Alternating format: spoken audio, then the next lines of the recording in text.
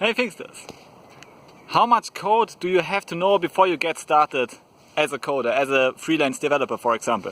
So this is a very common question, because I feel that many beginner coders, they just never start out doing something real with their coding skills, because they always feel they need to learn the next thing and the next thing and the next thing.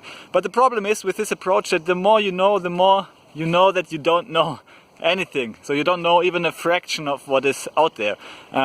So for example, if you start learning Python, then quickly you will realize that you have a significant lack in math skills. Okay, and then you start learning math skills if you take the time. And then you see you have like a significant lack of some particular subfield in math. And then you maybe at some point you finish this and you think, okay, it's not about math. Math doesn't give you anything, so you want to dive into machine learning. Then you start learning machine learning, but there you realize you need to learn NumPy, so you dive into the NumPy library, and so on and so on. And it never stops. And at the point you have, so after years of learning, you have like mastered, say, library X and Y and Z.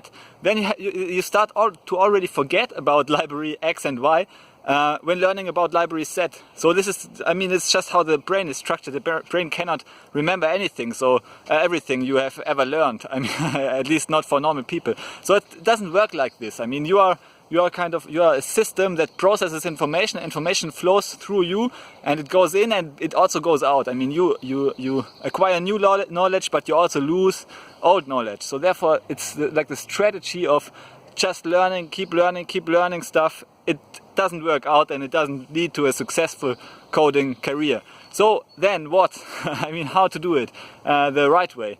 The answer is simple. Start building practical projects. Yeah, select your code project now and work on it. And it has to be practical. It can be either a project of your own choosing, or even better, it can be a project of someone else's choosing. So this means that you don't choose toy projects, but you select real projects that that create value in the real world for real people. You create more, so you solve a real problem of a human being.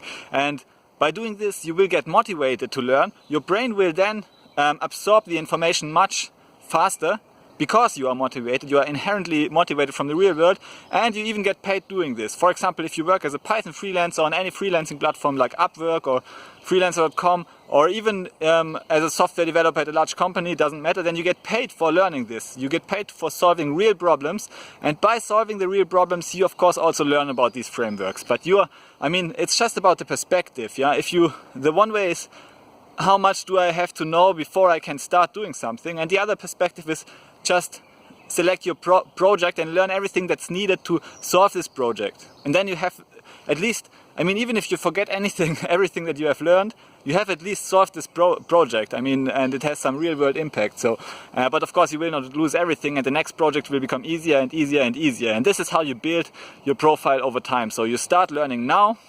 If you are interested, then check out my free webinar about how to become a Python freelancer. I will show you how I created my successful coding business online that now earns me enough income to live comfortably from the basically passive income streams I created. I started as a Python freelancer, and you can too. So check out the free webinar and start with the practical code project in mind. So solve the code project, and don't think about how much do you have to know before you can get started. Even if you are an absolute beginner, you can get started now. You can choose your project and just solve this project. Do everything you can to solve the project.